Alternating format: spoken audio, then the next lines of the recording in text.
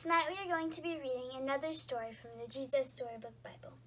Tonight our story is God Makes a Way, from Exodus 14 and 15.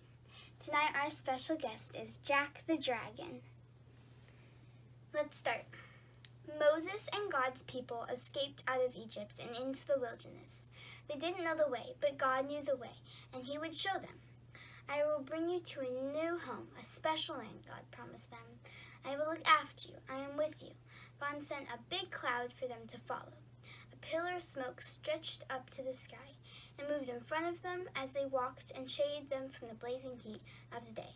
And when it was time to rest, it stopped. All through the cold desert nights, it kept them warm, glowing like fire. God led His people through the desert to the edge of the Great Sea. They were just wondering how to cross it when suddenly they heard a terrible thundering and pounding. It sounded almost like horse hooves. They shaded their eyes to look back and screamed. It was Pharaoh and his army were coming to get them. Pharaoh had changed his mind again. "Get my slaves back," he screamed and charged out into the desert after them with 600 of his fastest horsemen and every single chariot in Egypt.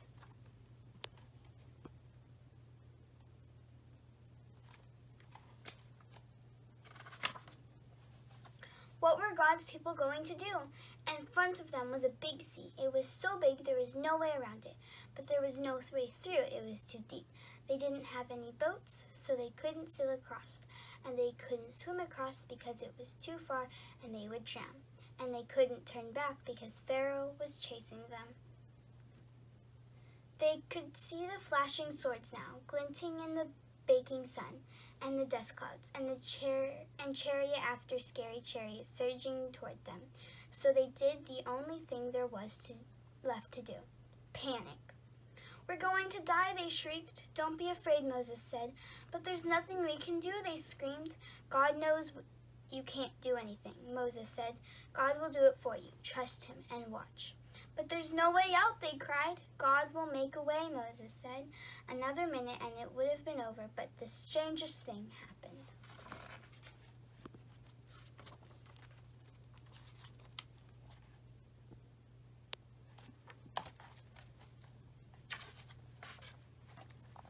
God made the pillar of smoke move.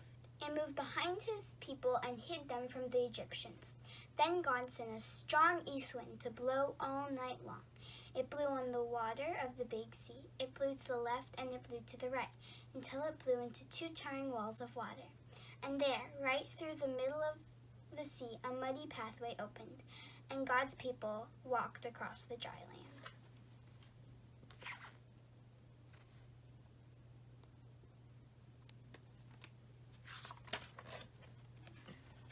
When the Egyptians tried to follow, the walls of water crashed back down on them and swallowed them up. God's people were safe. They danced and laughed and sang and thanked God. When there had been no way out, God had made a way. Many years later, once again, God was going to make a way where there is no way. From the beginning, God's children had been running from Him and hiding. God knew His children could never be happy without Him, but they couldn't get back to Him by themselves. They were lost and they didn't know the way back.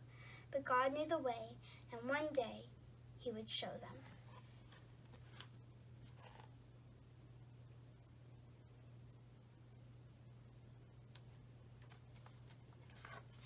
That's all I have for tonight.